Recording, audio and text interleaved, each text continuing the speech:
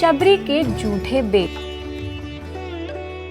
यह पंक्ति सुनते ही आप सभी के मन में प्रभु श्री राम का स्मरण अवश्य हुआ होगा। जितनी निराली भगवान की लीलाएं हैं, उतनी ही निराली उनके भक्तों की भक्ति भी है। रामायण काल के उस किस्से को तो सभी जानते हैं, जब प्रभु श्री राम ने अपनी परम भक्त माता शबरी द्वारा झूठे किए गए बेर खाए थे।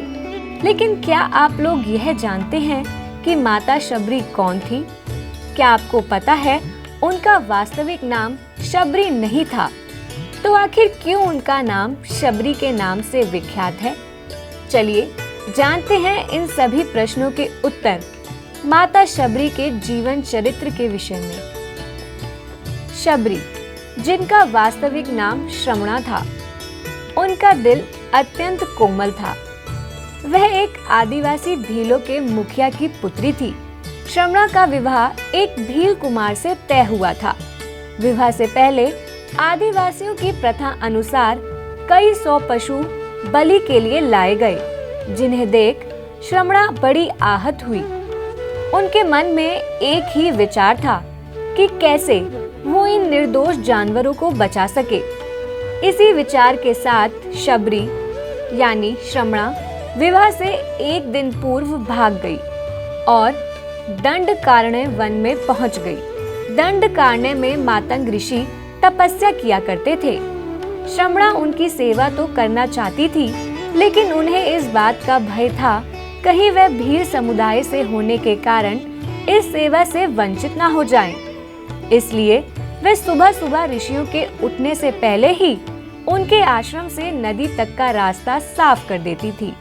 वह हर दिन गुप्त रूप से प्रातः काल कांटे चुनकर रास्ते में साफ बालू बिछा देती थी। एक दिन मतंग ऋषि ने उनको मार्ग को स्वच्छ करते हुए देख लिया और उनकी निष्ठा को देखते हुए उन्हें अपने आश्रम में शरण दे दी। जब मतंग ऋषि का अंतिम समय आया तो उन्होंने शबरी से कहा, पुत्री, तुम जैसी गुरु परायण शिष्या को उसके कर्मों का उचित फल अवश्य मिलेगा। एक दिन भगवान श्री राम तुमसे मिलने यहाँ आएंगे और उस दिन तुम्हारा उद्धार होगा।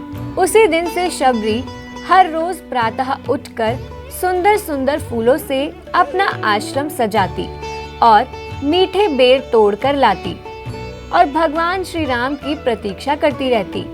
कुछ मान्यताओं के अनुसार इतना सब्र करने के कारण ही श्रमणा का नाम शबरी पड़ा। प्रतीक्षा के दौरान ही एक दिन शबरी तालाब से जल लेने गई। तभी एक ऋषि ने उसे अछूत कहकर उस पर एक पत्थर फेंककर मारा और उसकी चोट से बहते रक्त की एक बूंद से तालाब का सारा पानी रक्त में बदल गया। ऋषि ने उस तालाब से भरे रक्त को पुनः जल में परिवर्तित करने के लिए कठोर तप किया। उसमें गंगा, यमुना तथा सभी पवित्र नदियों का जल डाला, लेकिन रक्त जल में नहीं बदला। कई वर्षों बाद जब भगवान श्री राम माता सीता की खोज में वहां आए, तब वहां के लोगों ने भगवान श्री राम से आग्रह किया कि वह अपने चरणों के स्पर्श से इस तालाब के रक्त को पुनः जल में बदल दे। लेकिन प्रभु श्री राम के स्पर्श के बाद भी रक्त जल में नहीं बदला।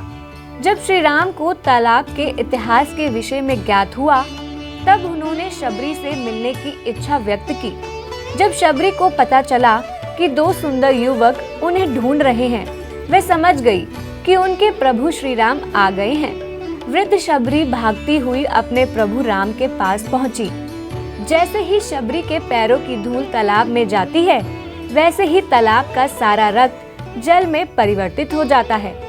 उसके बाद शबरी प्रभु श्री राम को अपने आश्रम लेकर जाती हैं और उनके पांव धोकर उन्हें अपने आश्रम में विराजित करती हैं। शबरी ने बड़े प्रेम से उन्हें अपने झूठे बेर परोसे। भगवान श्री राम भी बहुत प्रेम से उसे खाने के लिए उठाते हैं। तभी लक्ष्मण उन्हें रोककर कहते हैं, भ्राता, ये बेर झूठे हैं। तब श्री राम कहते हैं, लक्ष्मण, यह बेर झूठे नहीं, सबसे मीठे हैं, क्योंकि इनमें प्रेम है और वह बहुत प्रेम से उस बेर को खाते हैं। अतः मतंग ऋषि का कथन सत्य होता है और देवी शबरी को मोक्ष की प्राप्ति होती है और इस तरह भगवान श्री राम शबरी के राम कहलाए। जय श्री राम। आप हमारे संत वाणी चैनल को सब्सक्राइब करें, वीडियो को लाइक करें, शेयर करें और हाँ, बेल आइकन पर क्लिक करना बिल्कुल ना भूलें ताकि हमारी किसी भी वीडियो की सूचना सबसे पहले आपको मिले।